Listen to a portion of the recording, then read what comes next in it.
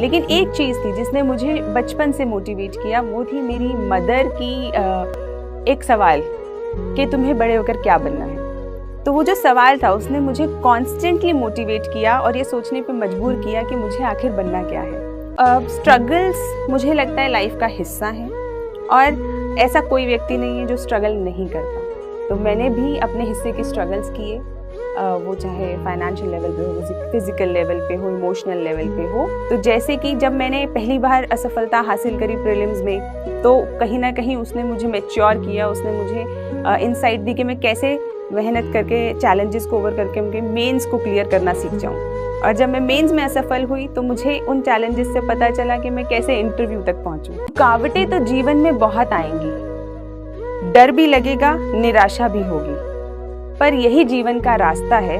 ये परेशानियां सिर्फ पड़ाव हैं। इन बाधाओं के आगे अगर थक गए, झुक गए या रुक गए तो सिर्फ बातें रह जाएंगी कि ये कर लेते तो यह हो जाता, वो कर लेते तो वो बन जाते। लेकिन अगर सच में कुछ बनना है तो हिम्मत तो दिखानी होगी। दुनिया कह रही है कि तुमसे नहीं होगा, दुनिया कह रही है कि जो ये तैयारी है ये 2 साल में होती है, 2 दिन में नहीं होती या 2 महीने में नहीं होती। ये सब दुनिया कह रही है। इंटरव्यू में मेरे नंबर बहुत कम थे, सिर्फ 151 नंबर।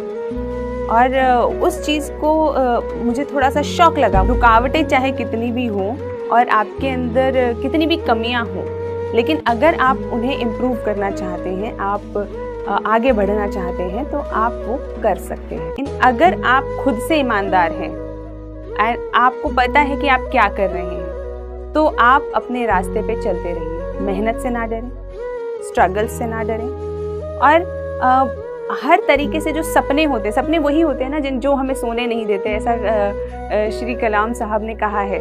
तो वो बात बिल्कुल सत्य है। तो अगर आपके पास कोई ऐसा सपना है जो आपको सोने नहीं देता, तो सोने की ज़रूरत नहीं है, बिल्कुल सोने की ज़रूरत नहीं है। उसके लिए मेहनत करें, उसे जिएं। लेकिन दिल की सच्चाई से अगर आप पूछेंगे, अपने आप से अगर आप पूछेंगे, तो हमें हम सबको पता होता है कि हमारी तैयारी किस लेवल की है। क्या हमने पढ़ाई ईमानदारी से नहीं करी है, या हम सिर्फ दूसरों को दिखाने के लिए पढ़ाई कर रहे हैं, या हम पढ़ाई तो कर रहे हैं लेकिन क्या हम अपने सेल्फ इवैल्यूएशन पे, सेल्फ एनालिसिस पे उतना ध्यान दे रहे हैं या नहीं दे रहे हैं। तो ये सब हमारे मन को, हमारी अंतरात्मा को पता होता है।